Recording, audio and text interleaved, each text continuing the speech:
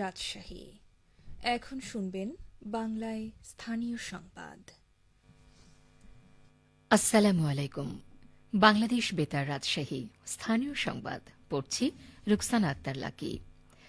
রাজশাহী বিশ্ববিদ্যালয়ে দ্বাদশ সমাবর্তন অনুষ্ঠিত হয়েছে। আজ সকালে বিশ্ববিদ্যালয়ের স্টেডিয়ামে সমাবর্তনের উদ্বোধন করা হয়।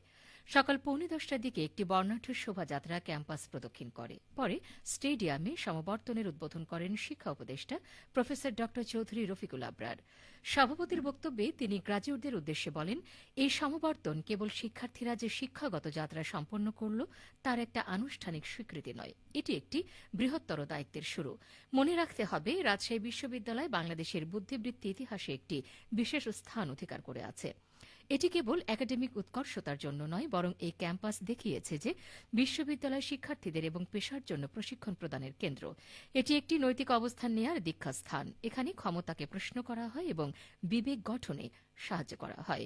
সমাবর্তন বক্তা হিসেবে বক্তব্য রাখেন বাংলাদেশ বিশ্ববিদ্যালয় মঞ্জুরি কমিশনের চেয়ারম্যান প্রফেসর ড এস.এম.এ ফায়েজ। অনুষ্ঠানে আরও বক্তব্য রাখেন রাজশাহী বিশ্ববিদ্যালয়ের উপাচার্য অধ্যাপক সালেহ হাসান নকিব।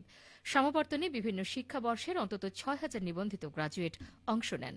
গাউন টুপি পরে পুরনো শিক্ষার্থীরা বন্ধুদের সঙ্গে মিলিত হয়ে স্মৃতিচারণায় মেতে ওঠেন। ত্রয়োদশ জাতীয় সংসদ নির্বাচনে চাঁপাইনবাবগঞ্জে প্রথম মনোনয়নপত্র সংগ্রহ করেছেন জামায়াতে ইসলামী মনোনীত প্রার্থী মোহাম্মদ নুরুল ইসলাম বুলবুল। আজ সকালে তিনি চাঁপাইনবাবগঞ্জ ৩ সদর আসনের প্রার্থিতার জন্য রিটার্নিং কর্মকর্তা ও জেলা প্রশাসক মোহাম্মদ শাহাদাত হোসেন মাসুদের কাছ থেকে মনোনয়নপত্র সংগ্রহ করেন। এ সময় তাঁর সঙ্গে জামায়াতে ইসলামীর বিভিন্ন নেতাকর্মীরা উপস্থিত ছিলেন। শীত আসতে না আসতেই সিরাজগঞ্জের বিভিন্ন উপজেলায় আগমন ঘটেছে অতিথি পাখির। ইতোমধ্যে পাখির কিচিরমিচিরে মুখরিত হয়ে উঠেছে এসব এলাকা। এ বিষয়ে শুনুন আমাদের সিরাজগঞ্জ জেলা সংবাদদাতার একটি প্রতিবেদন। মা পাখিদের বাসায় বসে ডিমে তা দেওয়া, ছানাদের কিচিরমিচির আর খাবারের সন্ধানে পাখির উড়ে বেড়ানো অন্যরকম আনন্দ দেয় পাখি প্রেমীদের। শীত আসলেই সিরাজগঞ্জের বিভিন্ন নদ নদী ও চলনবিলে দেখা মেলে অতিথি পাখির এমন অবাধ বিচরণ। তবে এবার শীতের আগেই আসতে শুরু করেছে অতিথি পাখিরা। ইতিমধ্যে জেলার বেলকুচি, চলনবিল অধ্যুষিত তারাস, শাহজাদপুর, উল্লাপাড়ার বিভিন্ন গ্রামগুলোতে অতিথি পাখির আগমন ঘটেছে। শুধু বেলকুচি নয়, সিরাজগঞ্জের বিভিন্ন অঞ্চলে কিন্তু নওগাঁ যে ওরস শরীফ আছে ওখানে একটা পুকুরে অতিথি পাখি আসে। এরকম বিভিন্ন অঞ্চলে কিন্তু এখন অতিথি পাখি আগমন ঘটছে।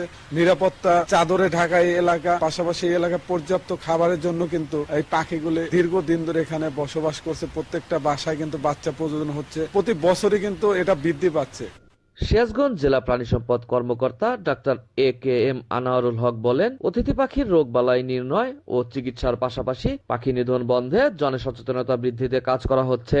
কোন রকম ডিপার্টমেন্ট অথবা স্থানীয় অফিস মনে করে যে কিছু অসুখ তারা ক্যারি করে, সেক্ষেত্রে আমরা যদি সম্ভব হয় এদের স্পেসিফিক অসুখ হলে আমরা ট্রিটমেন্টের জন্য যদি জনগণ নিয়ে আসে অতিথি পাখি, আমরা সেটা উপজেলা সংশ্লিষ্ট উপজেলা অফিসগুলোতে সেগুলো আমরা দেখে দিই এবং পরামর্শ প্রদান করে থাকি আর কি। এ অঞ্চলের সৌন্দর্য বৃদ্ধিতে গুরুত্বপূর্ণ ভূমিকা রাখে অতিথি পাখিরা। সাজিরুল ইসলাম সঞ্চয়, সিরাজগঞ্জ জেলার সংবাদদাতা, বাংলাদেশ বেতার, রাজশাহী। অতিথি পাখি নিয়ে শুনছিলেন আমাদের সিরাজগঞ্জ জেলার সংবাদদাতার প্রতিবেদন। নাটোরের কৃষকরা বোরো বীজতলা তৈরির কাজে ব্যস্ত সময় অতিক্রম করছেন। চলতি মৌসুমে জেলায় ২,৮৩২ হেক্টর জমিতে বীজতলা তৈরির লক্ষ্যমাত্রা রয়েছে। ১,৮৬৭ হেক্টর জমিতে ইতোমধ্যে বীজতলা তৈরির কাজ শেষ হয়েছে। এর মধ্যে উচ্চ ফলনশীল জাতের ধানের বীজতলা ১,৭২৭ হেক্টর এবং হাইব্রিড জাতের ধানের বীজতলা ১৪০ হেক্টর। কৃষি সম্প্রসারণ অধিদপ্তর নাটোর জেলা কার্যালয়ের উপপরিচালক মোহাম্মদ হাবিবুল ইসলাম খান জানান, চলতি মৌসুমে ৫৭,৫৮৫ হেক্টর জমিতে বোরো ধান আবাদের লক্ষ্যমাত্রা নির্ধারণ করা হয়েছে। কৃষকরা তাদের প্রয়োজনীয় চারা প্রাপ্তির জন্য বীজতলা তৈরি করছেন। কৃষি বিভাগ এ ব্যাপারে প্রয়োজনীয় পরামর্শ দিয়ে যাচ্ছে। খেলার খবর ফুটবল। রাজশাহীতে তৃতীয়বারের মতো শুরু হচ্ছে ৪ দিনব্যাপী বিভাগীয় আন্তঃকলেজ ফুটবল টুর্নামেন্ট। রাজশাহী বিভাগীয় প্রশাসন ও জেলা ক্রীড়া অফিসের উদ্যোগে আয়োজিত এই টুর্নামেন্টে অংশ নিচ্ছে বিভাগের ৮টি জেলার ১৬টি কলেজ দল। আগামীকাল সকাল ১০টায় রাজশাহী মুক্তিযুদ্ধ স্মৃতি স্টেডিয়ামে যুব ও ক্রীড়া মন্ত্রণালয় আয়োজিত টুর্নামেন্টের আনুষ্ঠানিক উদ্বোধন করা হবে।